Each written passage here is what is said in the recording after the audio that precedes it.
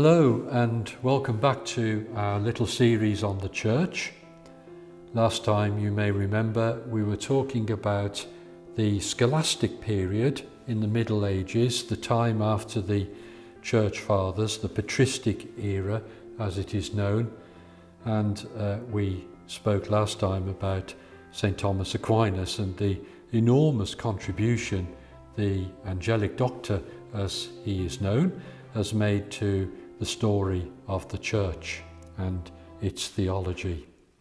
So now we're going to have almost an interlude in a way. What happened after the high period of scholasticism, and how did this lead into the next historical moment? And in a way, people were looking for an antidote to scholasticism. They became dissatisfied with the way the scholastics went about their theological business, and that antidote was found in a movement known as humanism. And the seat of this new school of thought was Florence in Italy.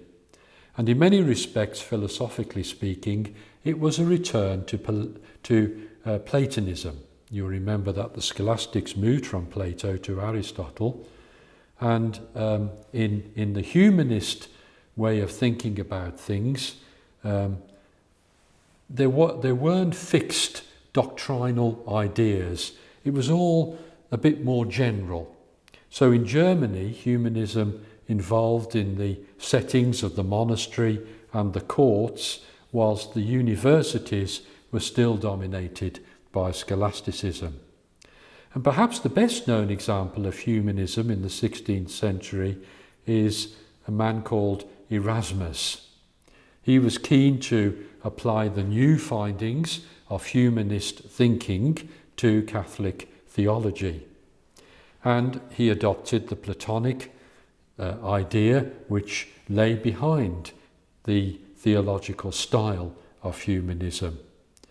And in some respects, this Platonism and its reinterpretation didn't fully appreciate the incarnation, the truth that the Word of God became flesh in our midst, and neither did it really appreciate the church and its sacraments. One thinker in the 20th century, the Dominican priest Yves Congar, goes so far as to suggest it wasn't real theology, because in Erasmus's enthusiasm to reject scholasticism, he became unscientific, and he didn't maintain that essential unity between faith and reason. Needless to say, he attempted to defend his position, and one cannot help but think that the whole approach was prone to reducing theology to devotional piety and good moral behaviour. And I'm afraid that's the best I can offer you in terms of what humanism contributed to an understanding of the church. It more or less ignored the church. But we should not ignore Erasmus.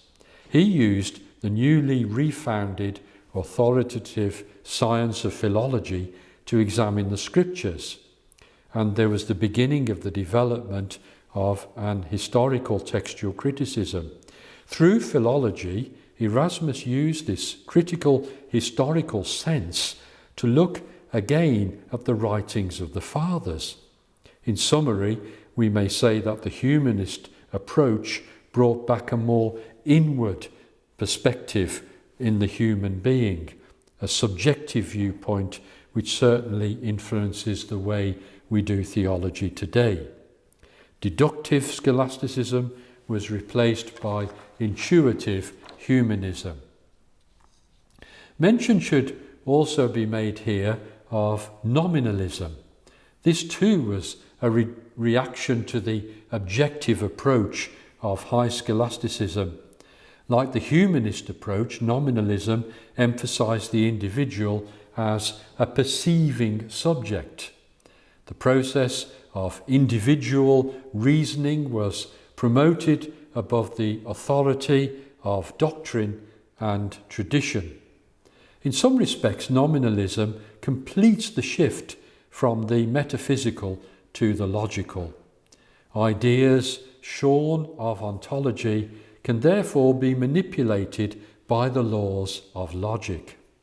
According to William of Ockham, statements are the result of ideas which are formed by the mind.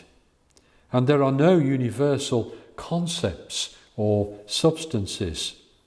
Ockham disregarded rational knowledge in theological reflection, insisting that statements of reason have no validity beyond our concepts.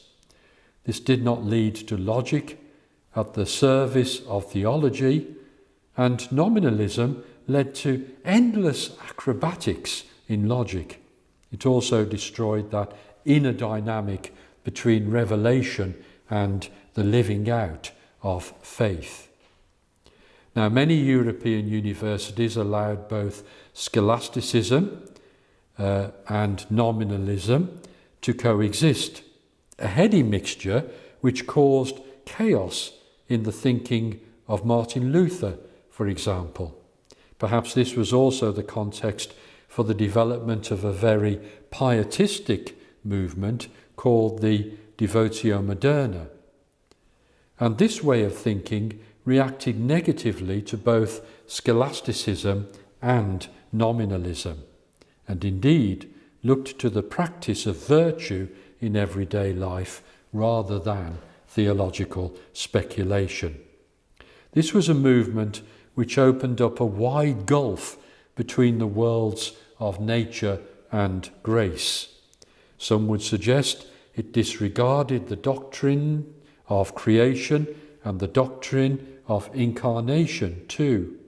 And in these ways, there are even some who suggest that humanism began a process which would later be known as secularization.